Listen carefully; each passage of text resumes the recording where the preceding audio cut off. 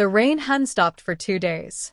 It beat down on the rusted fire escape outside my window, each droplet ticking like a nervous clock. My small apartment in the Bronx smelled faintly of burnt coffee and damp laundry, comforting in its own imperfect way. The kind of place where dreams didn't grow, but they didn't quite die either. I sat curled on the faded couch, legs tucked under me, sipping from a chipped mug. The heating barely worked, and I could see my breath in the air.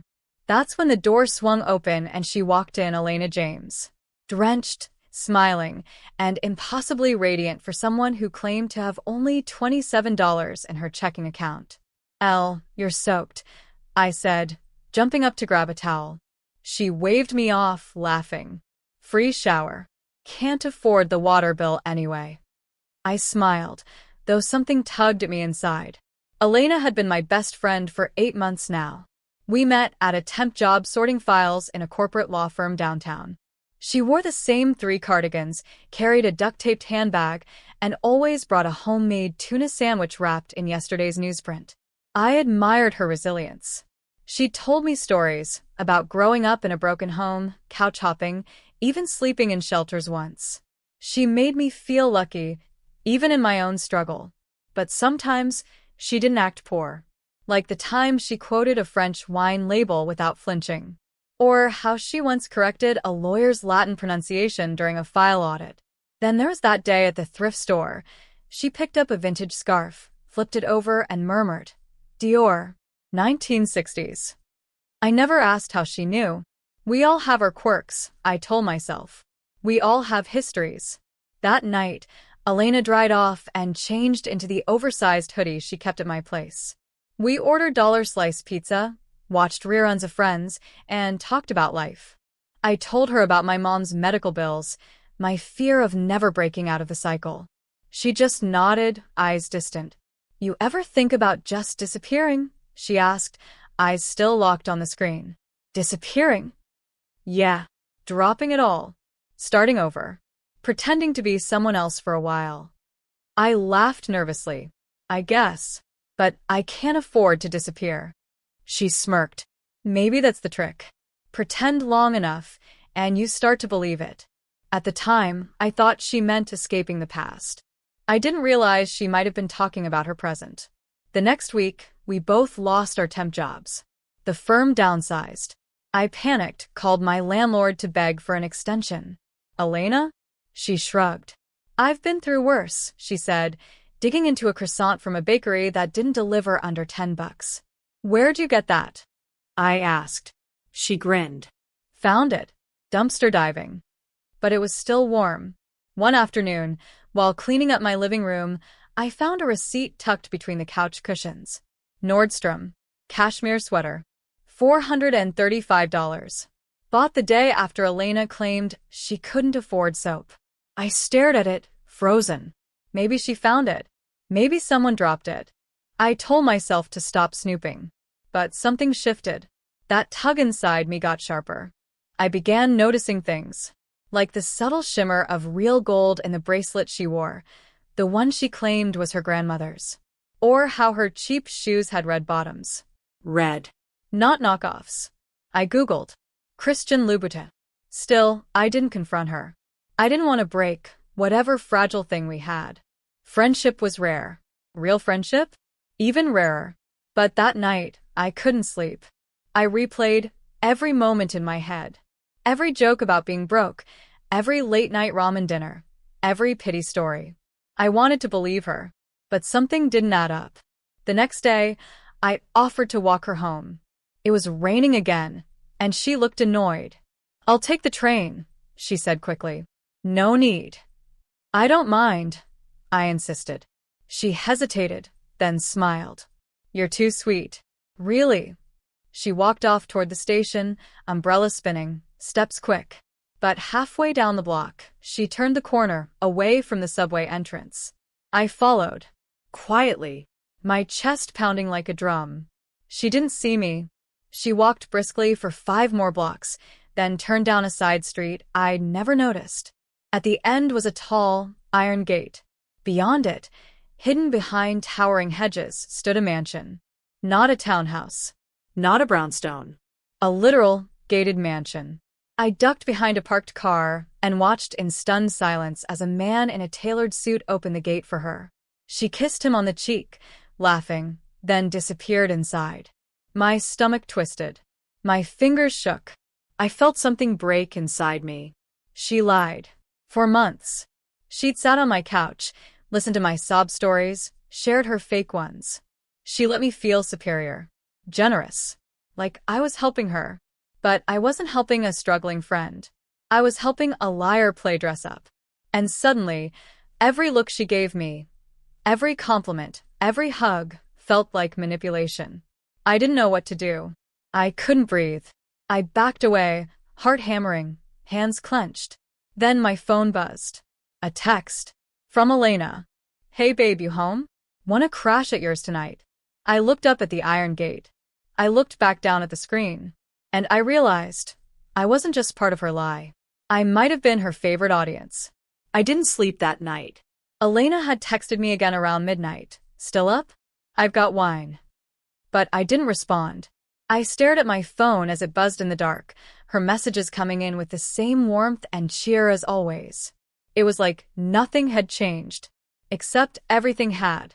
By morning, I still hadn't replied. My stomach churned with confusion, betrayal, and disbelief. I couldn't decide if I wanted to scream at her or cry in her arms. For 8 months, I'd treated her like a sister. And she'd lied every day. But maybe there was another explanation. Maybe she was house-sitting. Maybe she had family money, but was rejecting it. Maybe. No. I saw the way she kissed that man, the way the staff greeted her, the way the iron gate opened like it had been opening for her all her life. I went to work, my new gig at a bookstore, trying to stay calm. But everything felt off. I thought I saw Elena outside the window once, but it was just a woman in a long coat. My mind was fogged up with questions. Around 3 p.m., my phone buzzed again. Another message from her. Hey, sorry if I was weird yesterday. You okay? Weird? That was her word for it? I responded with a simple, Fine. busy. She sent a heart emoji. That night, I sat in bed, obsessively scrolling back through our message history. Everything she ever told me was laced with hints, lies I had dismissed as quirks. Her cheap jewelry that didn't tarnish. Her borrowed car that smelled brand new. The job interviews she never actually went to. My heart started pounding again. I had to know the truth. The next day, I took the long route home from work and walked past the mansion again. The gate was closed this time. There were cameras. I stood on the opposite sidewalk and stared at the windows, hoping to see her. Hoping not to. A black SUV pulled up. A woman stepped out. Heels, sleek dress, hair in a tight bun. She rang the gate buzzer and waited. The intercom crackled. A familiar voice answered. Elena James. I froze. My hands turned cold. The woman was let in. The gate closed behind her. It wasn't a mistake. It wasn't a misunderstanding. This was Elena's home. She didn't just know people here. She lived here, hosted people here, had her name on the gate. I rushed home in a daze. I needed answers, but I couldn't go to her directly. Not yet. Instead, I searched the one place where secrets often start unraveling. The internet. I started with LinkedIn. Nothing. No job history, no profile. Strange for someone who knew so much about law firms, design, and fashion. Then I tried Facebook. A hit. The profile was under a slightly different name, Elena Whitmore James. Her page was private, but the profile picture was unmistakable. Her hair slicked back, pearl earrings, flawless makeup. She wasn't wearing a hoodie. She wasn't holding a thrift store bag. She was in a ballroom, posing with a champagne flute, surrounded by people in gowns and tuxedos. The caption read, Annual Whitmore Gala Legacy and Leadership. Whitmore. The name echoed in my mind. I searched it. Within seconds, I found articles. The Whitmores were old money New York. Real estate tycoons. Art collectors. Socialites. The kind of people who owned wings of museums and threw quiet $500,000 weddings. Elena was their daughter. Not adopted. Not estranged. Their only daughter. I sat frozen in front of my laptop, the cursor blinking like a heartbeat. 8 months of ramen dinners. Of listening to her cry over bills she never paid. 8 months of me sharing my most vulnerable moments while she played poor. Why? Why would anyone do that? That night, she showed up at my door. I didn't expect her. I hadn't answered any of her texts. She knocked once, then again. I opened the door slowly. She looked the same. Same oversized hoodie, same, I haven't washed my hair in 2 days look. But now I knew it was a costume. Hey, she said, eyes searching my face. Everything okay? You've been MIA. I stepped aside. Let her in.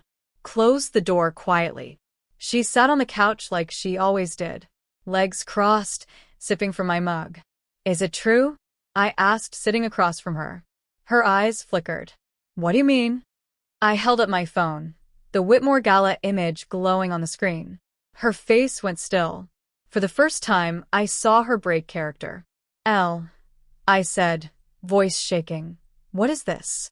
She sighed, leaned back, and looked up at the ceiling. Like she'd been waiting for this moment. Like it was a relief. I was going to tell you, she said. When? She didn't answer.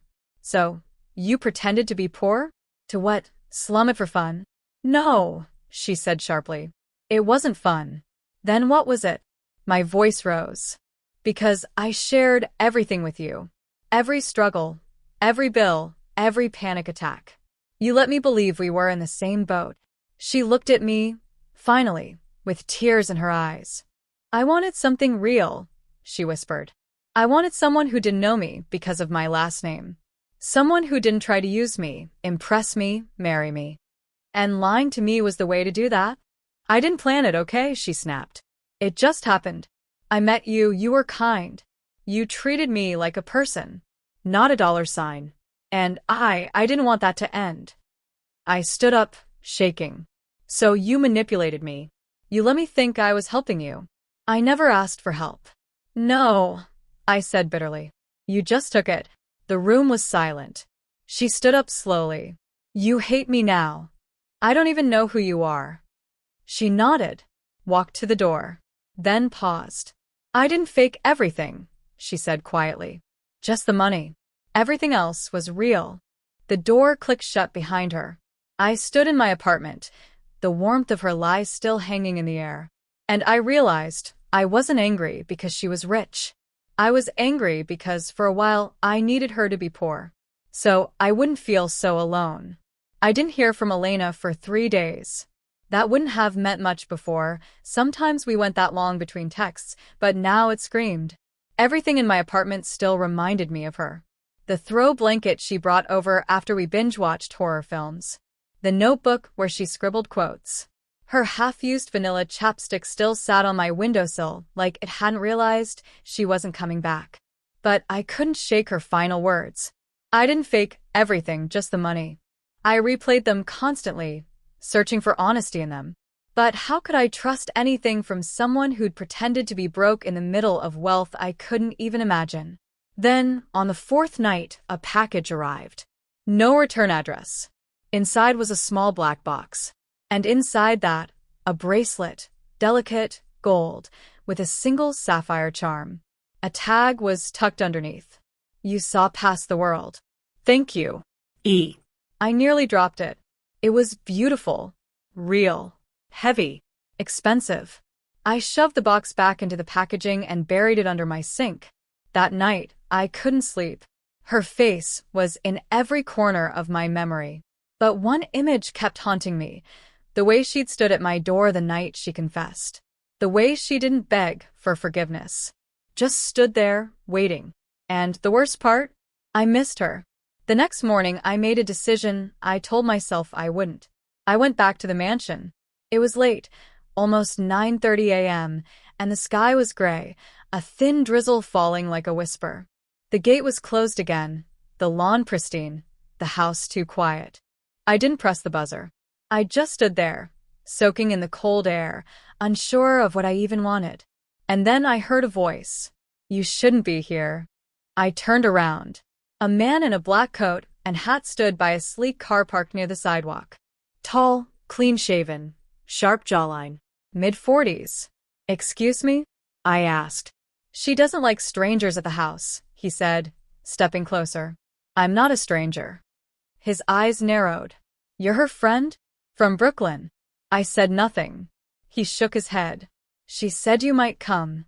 Who are you? I asked. Elena's father, he said, as casually as if he were naming a business. My breath caught. Mr. James? I asked slowly. He nodded. Elena told me you weren't in the picture. She tells everyone that, he said, with a tight smile. It's her favorite story. I didn't know what to say. I wasn't ready to meet her family, let alone be confronted by them. She's been doing this little disappearing act for years, he said, crossing his arms. Playing poor. Slumming it. Living in rundown places. Making friends who have no idea who she is. Why? I asked. He raised an eyebrow. Why does a millionaire's daughter sleep on a mattress on the floor? Why does she dress like she's homeless? You tell me. She wanted something real, I muttered. He scoffed. Real? Real is what she runs from. Always has. There was a pause. Then he leaned closer, his voice low. Whatever happened between you two, you should let it go. She's done this before. She'll do it again. You weren't the first. My skin prickled. You're wrong, I said. It was real. He stared at me for a long time, then turned and walked back to the car. The engine purred. The gate opened, remotely from inside, and the sleek black car disappeared down the driveway. I stood there, soaking wet, heart racing. She hadn't just lied to me. She'd lied to everyone before me too. But then why did it still hurt? Later that week, I got a message. Not from Elena. From an unknown number. Come to 85, Kent Street Saturday. 10 p.m. Bring nothing. I stared at the screen for a long time. I didn't reply, but I showed up. 85, Kent Street was an old warehouse in Greenpoint. Quiet, locked, but a sliver of light glowed from a side door. I slipped inside. There was music playing softly, old jazz, echoing off the high beams. The place was lit by strings of fairy lights. And there in the middle of it all was Elena, wearing a dress I'd never seen. Not high fashion, not designer, just simple, elegant, real. She looked up when I entered. I didn't think you'd come, she said. I shrugged. I didn't think I would either. She smiled, but there was sadness in her eyes. This place, she said, looking around, used to be my escape. I'd come here to paint when I was 16. No one knew. I nodded slowly, unsure what to say. I'm sorry, she said. For all of it. You lied. I said. I did. You let me suffer beside you. When you had a way out. She nodded. I deserved that. I looked at her hard. But the worst part, I whispered, is that I believed you. I believed everything. I told you things I never told anyone. Because I thought we were the same. We were, she said softly. In all the ways that mattered. I shook my head. You don't get to decide that. She stepped closer. My life has always been a performance. Smiles at galas. Charity dinners. Polite lies. I didn't want you to see that version of me. So, you gave me another lie instead? Silence. Then she said something I'll never forget. I was never pretending to be poor. I was pretending to be free. It hit me in the chest. Because I knew that feeling. The desperate need to step outside the roles people give us. Even if it means becoming someone else entirely. We stood in silence, the music echoing softly. I don't know what you want from me, I said. Nothing, she replied. Just for you to know the truth. Is this all of it? I asked. No more surprises? She hesitated, then reached into her coat and pulled out a folder. I wasn't just running from my family, she said. I was hiding from something else. I took the folder, opened it. Inside were court documents, restraining orders, a police report, her photo, her father's, dates, signatures. My blood went cold. He hurt you. She nodded. And suddenly, everything I thought I knew shifted again. The lies. The mansion. The secrets. It wasn't just a rich girl playing dress-up. It was a survivor trying to disappear. I stared at the folder in my hands, the soft hum of jazz, now distant noise in my ears. A part of me wanted to drop it all, run from it, pretend I never saw any of it. But I couldn't. Not anymore. He used to call it discipline, Elena said, her voice brittle. Late-night lectures. Locked doors. Public silence. Private punishments. Her eyes didn't water. They hardened. I left at 17. Disappeared for 3 years. They tracked me down and dragged me back. But by then, I had learned how to vanish in plain sight. I closed the folder gently, as if the papers might shatter. Why didn't you tell me before? She looked away. Because I didn't want you to look at me the way you're looking at me now. I realized my fists were clenched. My jaw locked. My mind raced with rage, not at her, but at him. Elena, I said slowly, this isn't something you hide. This is a war someone should have fought with you. She shook her head. You would have tried to save me, and I would have let you. Her honesty stunned me more than the folder had. And what's wrong with being saved? I asked. She looked at me with eyes that had seen far too much. People like me, we don't get saved. We learn how to survive. Silence pressed in between us. The warehouse felt colder now. The lights dimmer. She stepped toward me. There's something else. I braced myself. He found out about you, she said. About the nights I spent at your place. The bracelet? He sent it to remind me I can't run far. My heart dropped. That wasn't your gift? I whispered. No, she said. It was a warning. A leash. Disguised as a thank you. Suddenly, everything made sense. The man at the gate. His smooth words. The calm threat behind his polite facade. I should have burned it, I muttered. No, Elena said. You should have known. My mind spun. What does he want from you now? She took a deep breath. He's trying to bring me back. Not just physically, emotionally. Into his world. The brand. The name. Appearances. He's setting up a press story about his wayward daughter returning home to recover. I'm the product, and he's rebranding me. I stepped back, sick to my stomach. Elena, that's legal. Controlled. Polished, she interrupted. And unless I do something drastic, he wins. My voice dropped. Like what? She stared into me, and for the first time, I saw fire, not fear. Expose him. I blinked. How? He's protected. Powerful. He controls the narrative. Then we change the narrative, she said. Her plan unfolded in quick bursts, too fast, too risky, too bold. A recorded confession. A leak to a journalist who owed her a favor. A press release crafted with the truth. A file of sealed records she'd copied years ago. A burner phone. A hidden camera in her father's office. She'd already done the groundwork. She just needed help pressing the detonator. Tomorrow night, she said, he's throwing a welcome back gala. My face will be on magazines by Monday. Unless we blow it up Saturday night. I hesitated. Are you sure you're ready for this? She smiled, like someone walking into a storm with dry matches. I was born in the fire. Saturday night arrived too quickly. The gala was held at the Glass House, one of Manhattan's sleekest rooftop venues. Floor-to-ceiling windows. Glittering skyline. Smiling. Empty faces in tailored suits. I was there in a black suit Elena had borrowed for me, blending in, but far from belonging. She arrived 20 minutes after me, arm in arm with her father. A picture-perfect duo. Her lips smiled. Her eyes didn't. He led her like a show pony, whispering into her ear while the cameras flashed. The media crowd swallowed her whole. But she looked past them straight to me. I gave the signal. A subtle nod. We were live. In a back room, a hidden mic recorded every word. Her father's voice, smooth and practiced, walked right into the trap. Tonight's going to fix your image. I'll handle the questions. Just smile and keep that pretty mouth shut, all right? Click. Smile for the cameras, honey. They'll forget you ever disappeared. Click. Think about what I've done for you.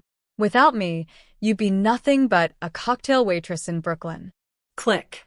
Each sentence was a blade. But Elena didn't flinch. She kept him talking, leading him further in. You remember that night in LA, don't you? He said.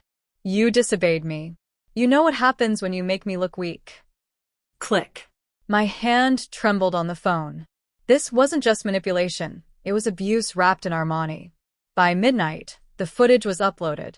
By 2 a.m., the first anonymous Twitter thread surfaced. By sunrise, headlines blared. Philanthropist or predator? Inside the private world of Charles James. But none of that compared to the moment he found out. In the middle of the room, his phone buzzed. He looked at the screen. Then at her. Then at me. The music kept playing, but the world stopped. He stormed across the floor, like a man unmasked.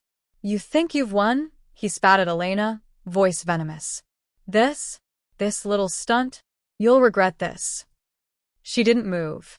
I don't think I will, she said. Because for the first time, the world sees you. He lunged. Security intervened. Cameras caught it all.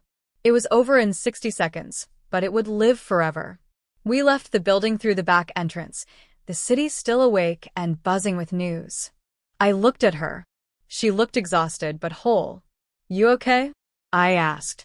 She nodded slowly. I think I just finally exhaled after 20 years. And for the first time, she wasn't pretending. The sun rose with a strange stillness the next morning. We were in a small cafe in Soho, tucked in a corner booth, hands wrapped around steaming mugs we weren't really drinking from. Elena wore no makeup, no designer labels, no polished smile. She looked free. Do you think they'll actually charge him? I asked, scrolling through headlines. The fall of a legacy. Charles James accused of decades of abuse. Daughter of billionaire breaks silence. He tried to own me. The mask slips. What really happened behind the mansion gates? She didn't answer immediately, just stared out the window. They might, she finally said. But that's not the point. I looked at her. The point is that people know, she said. He can't smile and shake hands and donate $1 million to cover it up anymore. Now, everywhere he walks, he'll wonder who's seen the video, who's read the article, who's judging him in silence. And you? I asked. What will you do now? She exhaled long and slow, like it was the first honest breath she'd taken in years. I'm leaving New York, she said. I found a teaching job in Portland. It's small, quiet. Nobody knows who I am out there. You're running, I said gently. She shook her head. I'm choosing peace. There was a difference, and I could finally see it. She pulled something from her coat pocket and slid it across the table. The bracelet. Take it, she said. Bury it. Burn it. Toss it in the Hudson. I don't care. Just keep it away from me. I picked it up. The same silver bracelet that once shimmered like luxury now looked like a shackle. I'll take care of it, I said. She gave a faint smile. That's why I trust you. Later that afternoon, I walked the winding paths of Central Park alone. I stood on Bow Bridge, the bracelet in my hand, the winter breeze whispering through the bare trees. I thought about Elena's father, how power had built his kingdom, but control had destroyed it. I thought about the mansion and its perfect walls, hiding the cracks beneath. And I thought about the girl who had once pretended to be poor, because the truth of her wealth was her prison. I held the bracelet over the water. Let go. It splashed and disappeared beneath the ripples, swallowed whole by the cold, dark depths. I stood there a while longer, as if the city itself needed time to process everything too. In the days that followed, the world kept spinning, but Elena's story kept making waves. Talk shows debated whether the rich were above the law. Hashtags trended. Support flooded in. So, did hate. But she didn't respond. Not once. Her silence was louder than all of them. A week later, I got a letter. Handwritten. From Portland. Sometimes healing isn't loud. It doesn't announce itself with a scream. It comes in the way I sleep through the night without jumping awake. In the way I buy groceries without scanning every aisle for danger. In the way I say my name, Elena, without flinching. You helped me get there. I'll never forget it. Stay kind. Stay curious. Stay you. E. I folded the letter carefully and slipped it into my journal. Not everything needed to be shared with the world. Some moments were just for keeping. Months passed. The scandal died down as they always do. Another billionaire. Another tragedy. The cycle continued. But every time I saw a headline about family secrets, about silenced voices, about image versus reality, I thought of her. Of what it took to pretend for so long. Of what it meant to stop. One evening, I was back at the same coffee shop, alone this time. The waitress brought my usual, without asking. "Haven't seen your friend around lately," she said casually. I smiled. She moved. Got out while she could. The waitress nodded. Good for her. As she walked away, I looked out the window. The city was still beautiful. Still brutal. And somewhere out there, a girl who once wore secrets like silk now wore peace like armor. I lifted my cup in a quiet toast. To survival. To truth. To the courage it takes to stop pretending.